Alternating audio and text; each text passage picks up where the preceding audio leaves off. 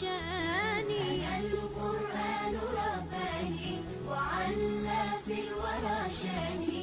أنا القرآن أدبني. أنا القرآن نقاني.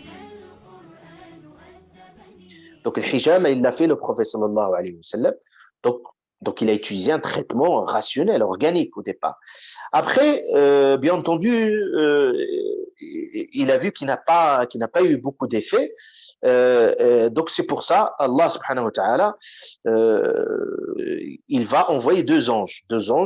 Premièrement, ces anges, ils vont inspecter, donc ils vont rechercher la cause de cette maladie. Donc, ils ont identifié qu'il s'agit bel et bien de sihr, de la sorcellerie. Et puis, ils ont vu que donc, le prophète était ensorcelé donc parce qu'on a vu que ses cheveux ils tombaient, donc une peigne, c'est là où ils vont trouver dans le puits. Donc, c'est qu'ils ont utilisé quelque chose, on va voir aussi souvent de sihr, on utilise quelque chose qui est en lien avec la personne, c'est-à-dire on utilise soit ses ongles, soit ses cheveux, selon une loi qu'utilisent souvent ces charlatans, c'est souvent la loi de contact, c'est-à-dire que les choses, quand ils sont en contact avec la personne, ils ont plus d'effet. Donc c'est pour ça, on va chercher quelque chose. La première des choses que certains, quand ils veulent s'attaquer à une personne, c'est ils doivent chercher quelque chose qui lui appartient.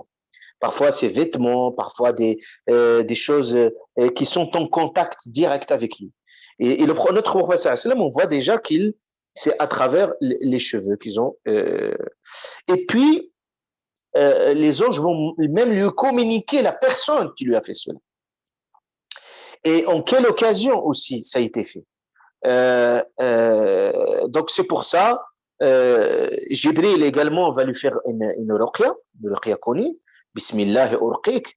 D'ailleurs, il nous enseigne le ruqya à travers cela, que Jibril, quand il fait le ruqya au prophète, il a dit Bismillah urqiq, de tout mal qui te nuit, et le mal de tout jaloux, et de mauvais œil, qu'Allah te guérisse. C'est ainsi, c'est avec ces formules que Jibril alayhi salam, il a fait le ruqya pour notre prophète sallallahu alayhi wa sallam.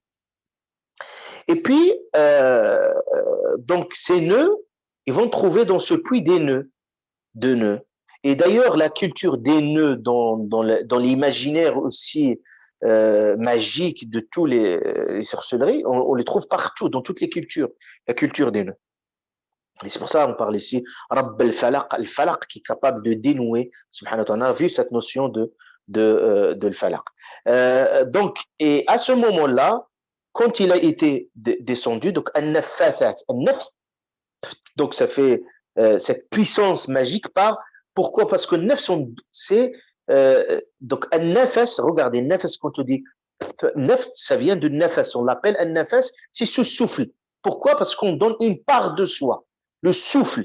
C'est pour ça qu'on appelle an-nafs, ça vient de nafas. Nafs, le soi-même, ça vient de cela. C'est-à-dire qu'il y a une puissance aussi à travers ce qu'on dégage. Donc c'est ça, an-nafas.